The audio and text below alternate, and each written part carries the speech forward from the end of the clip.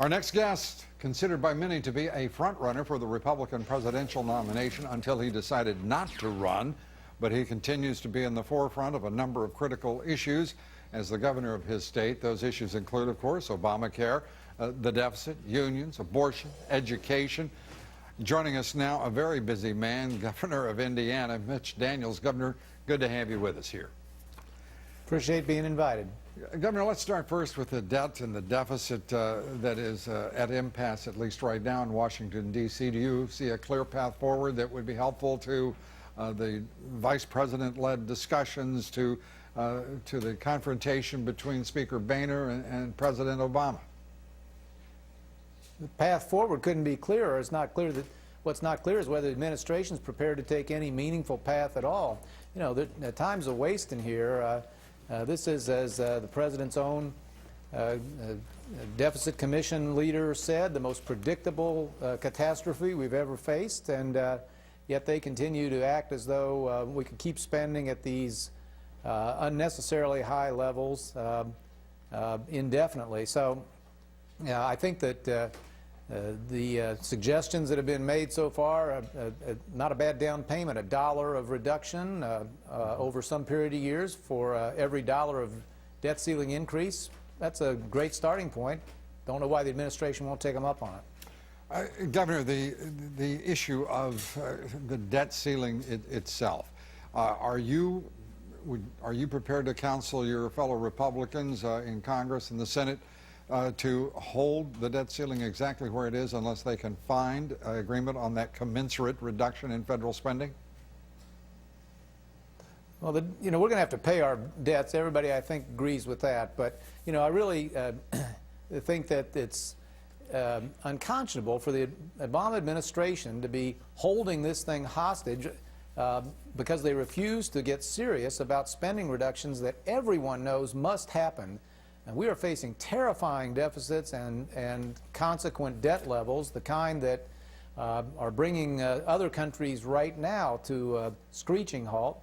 The American dream's at risk right now, and really they should be leading as opposed to fighting at every step the quest to find meaningful, and I mean big, long-term spending reduction. Big long-term spending reductions.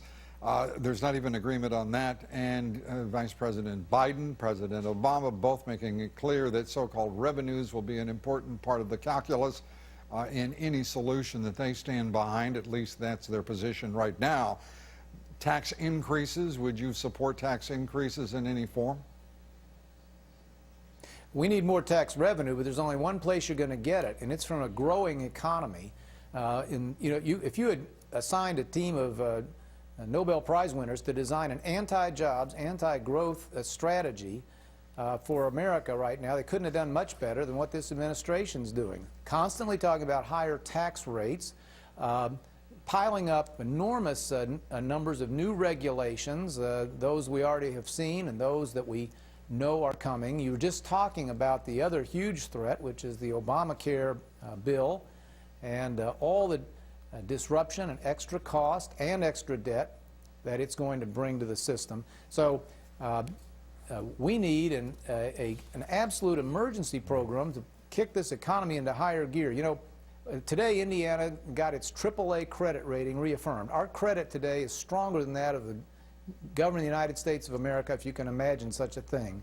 And yet, like many businesses, we are being very, very cautious. We are not going to spend one nickel we don't have to, because I don't trust this economy or the administration's policies to get into the kind of high gear that we have to have if we're going to pay our bills. Well, but at the same time, I wouldn't want anybody to get the idea that Indiana isn't moving smartly ahead. You're investing in infrastructure. You're driving forward with a new education plan. We talked with your superintendent of schools here within the last week. You are continuing to drive forward on a host of issues.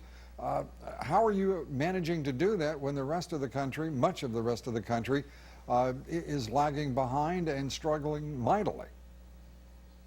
Because we do it by realizing that it's the growth of the private sector as opposed to government on which all else depends, including government's own revenues, as we just discussed. And every single moment of every day, we are working to expand the opportunities, make Indiana the most inviting place in America for investment. Down the hall behind me, I have 60 major business people right now that we're thanking for the business they have brought to Indiana and the business they might bring. And, you know, I'd like to see our entire country go on a pro-growth footing like that. The irony is that the sincere believers in big government have the biggest stake of all in a private sector that really begins to grow. Otherwise, they'll never have the dollars to spend on the government they would like to have.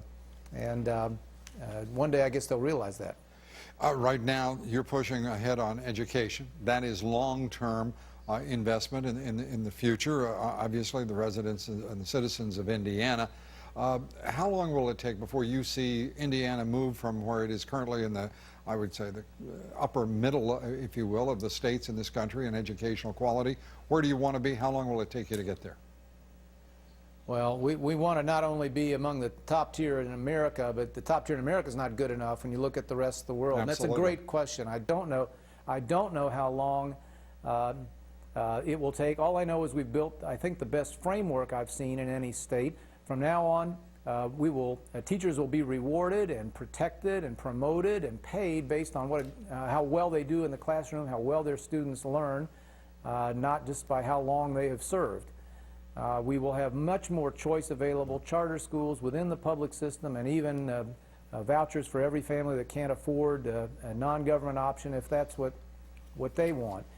But, you know, I've said some harsh things about the president and the administration. Let me give credit here. Much of the reform we just brought, they have also championed nationally, and they deserve, I think, credit for that. But implementation is everything, and you know, just because we've passed great laws and have a great new framework in education doesn't mean our kids will learn, and in the end, that result is all that matters. It is absolutely, as you say, all that matters in the end, and the measurement of those results also critical, and the measurement is just beginning. Your program 4 months old. We do give you credit for getting the process underway. Governor Mitch Daniels, good to see you. Thanks so much. Up next, yet another